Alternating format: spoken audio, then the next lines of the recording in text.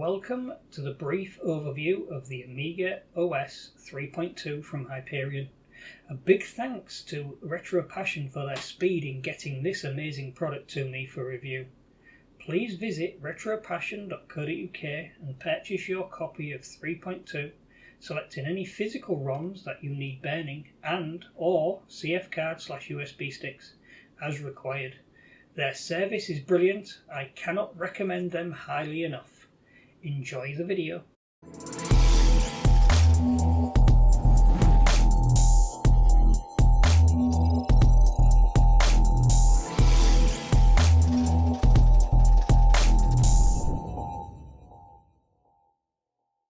While this is running under emulation and installing, I plan on doing an update video once I have the physical ROMs and my memory expansion for my A500, so I can test and also show off for you all the PiStorm, the TF1260 and an Invision 030 card running this amazing new OS. So, Amiga OS 3.2. Obviously set as high-res lace, but obviously you've got 1.7 megabytes left and 7.4 on the fast RAM, and this is just a default installation. Obviously what we have is the main setup as it is, and you've got all the extra tools in there. So you've got your new text editor, the new show config, and basically inside of the system you have shell with the extra commands which we'll go through. One thing I have noticed as default of installation, you get that for the help system, all down to when you pick your installation of language, if you haven't set it also inside of preferences, it does that.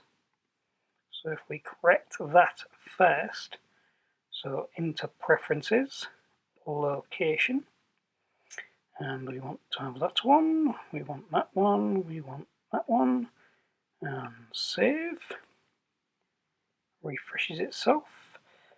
And inputs, is that already set as correct? Nope, so we'll do the same on there as well. And then hopefully, all being well, it goes. Nope, it broke. So the help file still doesn't exist. I'll have a look into that one.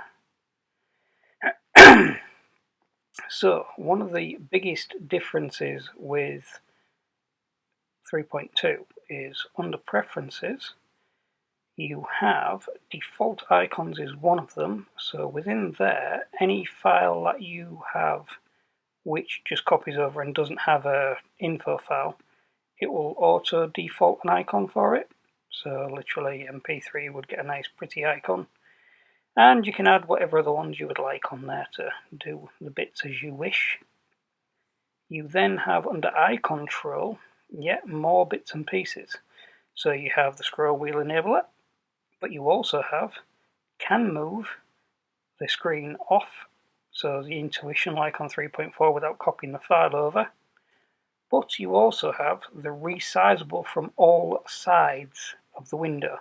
So instead of just the bottom corner, you can change it from all sides. So we can save that. All windows resizable from all corners, only takes effect on new windows. So okay to that.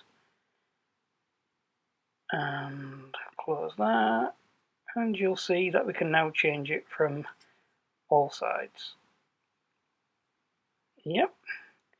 And now also, if we drag, you'll see it stops at the angle, but if you push too far, it goes straight off. So obviously it'll stop and make it look like it's not going to go off the edge because it just sort of stops. But if you push far enough, it will go off the edge. Now with the extras. Obviously with pointer, that's a hell of a lot more funky than it was before. And you can change all of those, but the clever one is underneath your presets you have pointers. And you could go back to the lovely classic pointer from good old 3.1, which is all good. If you don't open pointers and press save, it doesn't save until reboot. If you save it, I can't find a way of going back to the original pointer as of yet. But that's there. Backdrops, there's several in there. So if we go show all files, so you've got default NTSC, then you've got your 960, 860, 640, 640, 1920 by 1200, 1920 by 1080, 1600 by 1200, 1440 by 960, 1440 by 900, I think that is, yep. 1366 768, 1280 by 960, 1280 by 800, 1280 by 1024, 1152 by 768, 1024 by 768, and then different patterns and default patterns. So you can make as much as you want with RTG as you wish it to be. And then we have the reaction. So obviously in there you can set your default font, simple style, what other type of fallback font it's going to be. If you want 3D labels, you can do a preview. So basically up it comes in the bottom left, and you can start changing things to make it look different and thinner, and 3D scroll bars, so it makes it all nice and like MUI where it's all three-dimensional. So yeah, it's all in there. Preview off. I don't believe palette is any different, but I'll have a look. Nope, no different, but what we can do is we can go in and say we like all these classics. So you can actually go in and say I like the standard old ACS colouring scheme, or we can go in and, was it that one? Nope, where was he? We had the classic. Where was he? There. You could literally go and have it exactly like good old 3.1. Yeah, what a classic. Doesn't look amazing, but it's 3.1 basically. Well, not 3.1, 1.3. But obviously it goes and changes the background to that, so it gets a bit daft colours. But overall, it's not bad.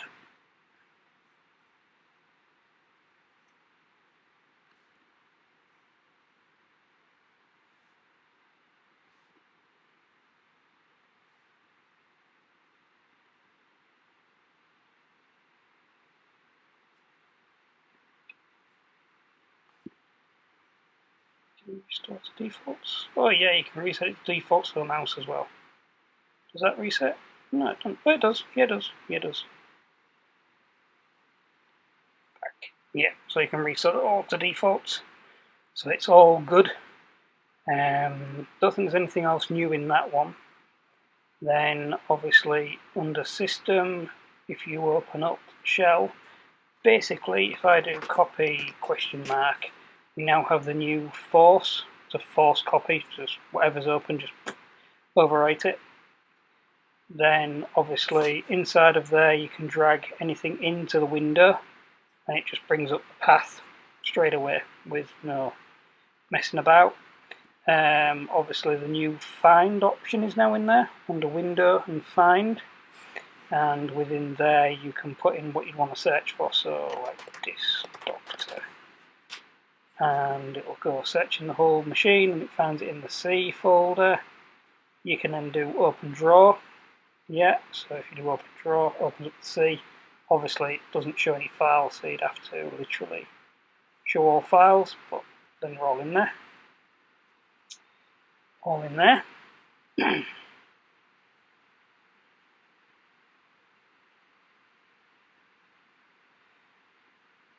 Under your tools, we have the clever part now. So basically, the show config is totally new, completely. Obviously, you can see I'm on a UAE machine because I haven't got the physical ROMs as yet, but shows you what we're running. And then basically inside of text edit is the new one.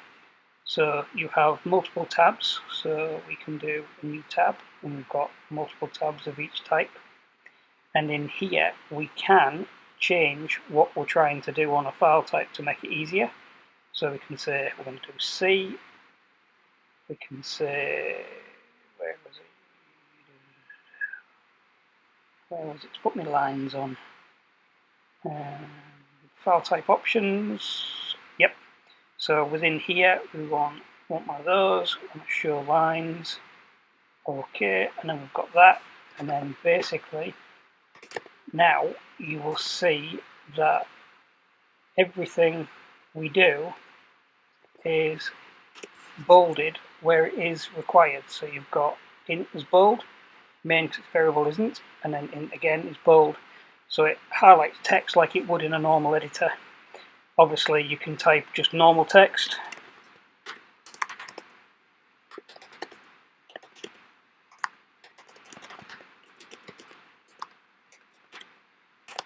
Yeah, that's not a problem.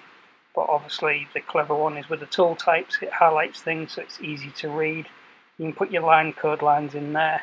So ultimately it is a very useful text editor instead of just the standard one what used to be there. So that's quit, don't want to save any of them.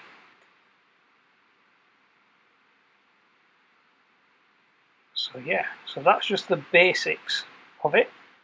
So I'll copy some more files in and I'll reboot it and I'll show you some more little tricks it has up its sleeve. So if we ignore that and go into, yeah, if I type help it'll go not executable. So if I then change it to help plus SE and then do help, that attempts to load. But what I've noticed, you do that, yeah, the only two languages on that, well, the only language on there is English British, not English, just English British, which I would have assumed would have opened, but it doesn't do anything. If I then go and install that,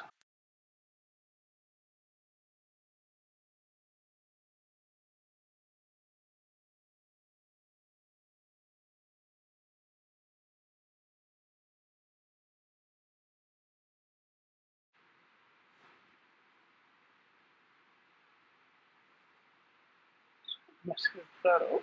Let's try again. So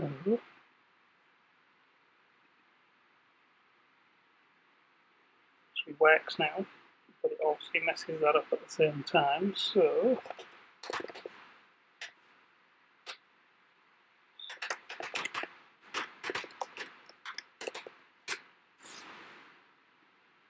get rid of that. And bingo! There it is. So, as far as I can tell, you need English and your chosen language. You also need to do the protect space help space plus SE to enable it. Don't know why, but that's it. Help all sorted. So now I'll copy some files in place for PDFs so you can see it in auto mount, and I'll then attempt to put on WHDLoad and show that working, and then the last one we'll have a look at Picasso 96 with the RTG and see what the backdrop looks like in 1080p. Back soon. Right, so we have a partition with demos and bits and pieces on there.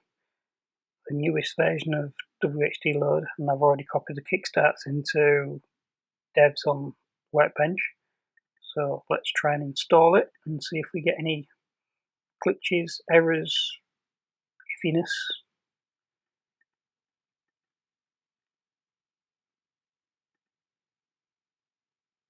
And see what happens.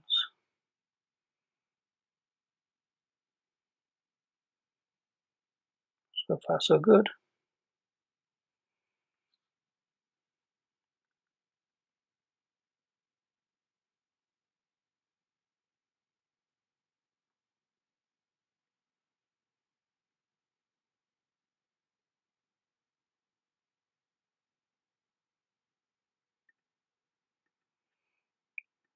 So let's have a look.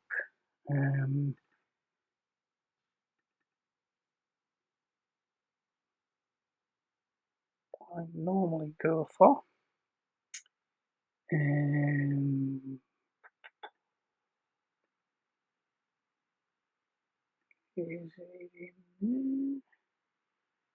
I'm in AJ Games, that's not what I want. Demos.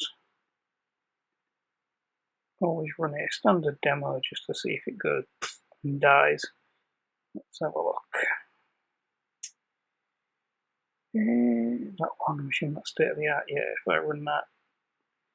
Unable to open tool. Okay, so let's go have a look at what it's done with that. Has it installed it and not put the protection bit on it? Who knows? So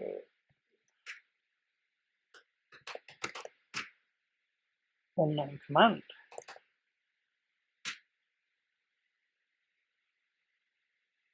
And that's because it's copied it all over, but it's not actually created the right command. Again, very strange isms of just installing and found it's not done what it's supposed to do. So let's go rename that.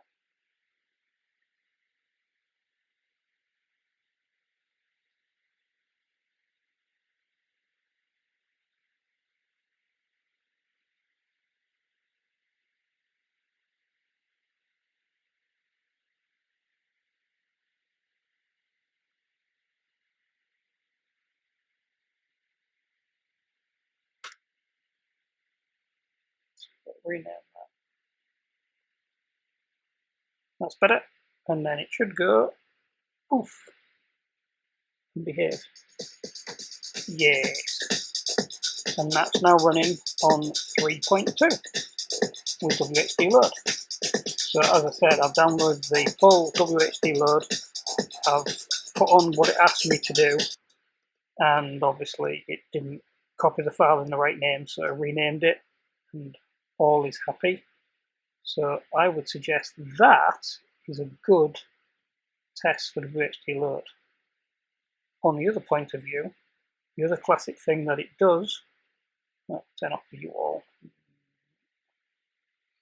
Then what I've copied under here is PDFs. And in here, I have all of what is 3.2.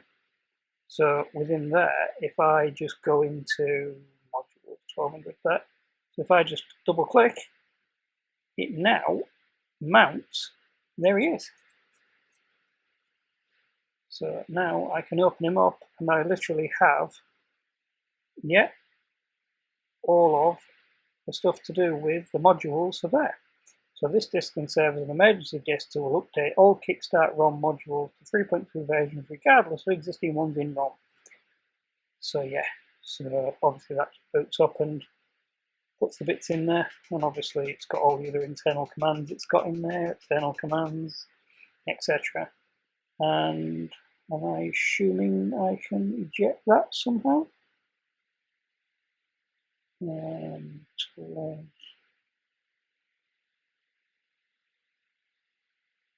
Right, so having researched, basically, if we mount a device, and we'll mount a couple so you can see what the difference is. So basically we have two of the 3.2 disks done. So if we system and shell, so if we DA control info, oops, if I can spell, it will show DA0 and DA1 mounted, and it will show you which disks it's mounted against. So to eject them is DA control eject, and then the end number, so unit, and then 0, 1, and so forth. So if we do 0, eject 0, leaving HD setup still in there, and DA control eject unit 1 ejects the other one, and that is literally there. So there's no GUI to eject. Double click it mounts, but you have to unmount it through there. I'm assuming the community will make a really nice GUI at some point, but that's that one. So we've managed to show the differences on changes to Workbench, reaction, show config, the new text document editor. And we've shown WHDLoad going, we've loaded an ADF, we've ejected an ADF, we've sorted out the weird strange thing with the help thing, which once I've got the ROMs and try it on a real machine, I'll do a little update video which will hopefully show that that might be an emulation issue, because I just can't believe you have to set that. But anyway, that's that. So the next one is the people who wanted to see what it looked like on RTG. So I will go and get my copy of Picasso 96 that I own from iComp.de. I'll shove that on. I'll put the RTG bits for UAE on.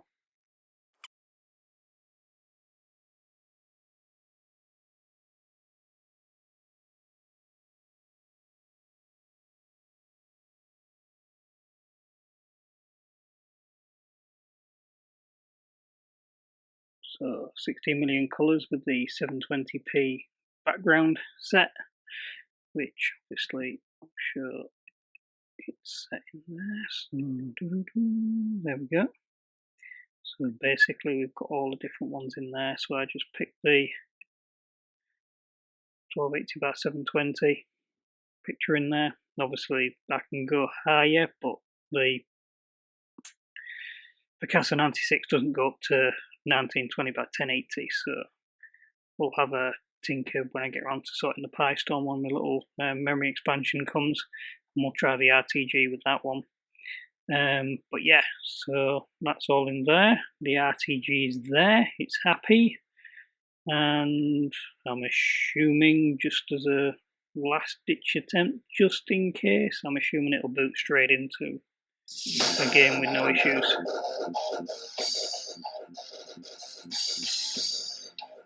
We can start just a quick match, and it'll just, I'm assuming, just work.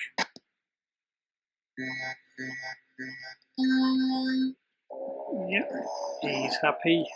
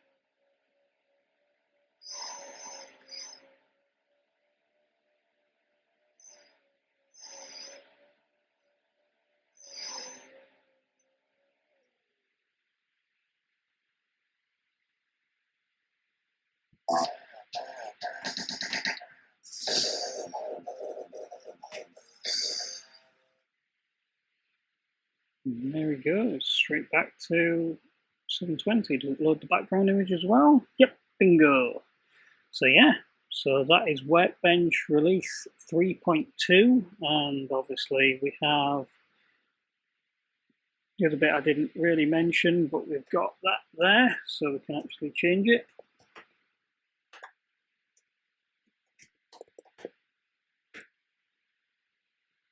And there we go.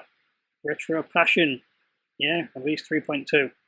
So big thanks to Retro Passion for getting this to me as quick as humanly possible as soon as they got delivery. And yeah, 3.2 Amiga OS. Definitely a big step from 3.1.4. And yeah, can't fault it. And as I said, I'll get me two 1200s and a 500 updated quite quickly as soon as my ROMs arrive. And I'll have a tinker with my PyStorm as soon as my memory expansion from 500 turns up, because obviously it recommends it doesn't run on 512K plus fast RAM, so we'll get that sorted. And yeah, definitely worth the upgrade. So get over to Retro Passion and get your order in, and literally enjoy the more modern Amiga, since it's literally 30 odd years old and we're still doing lovely things for it.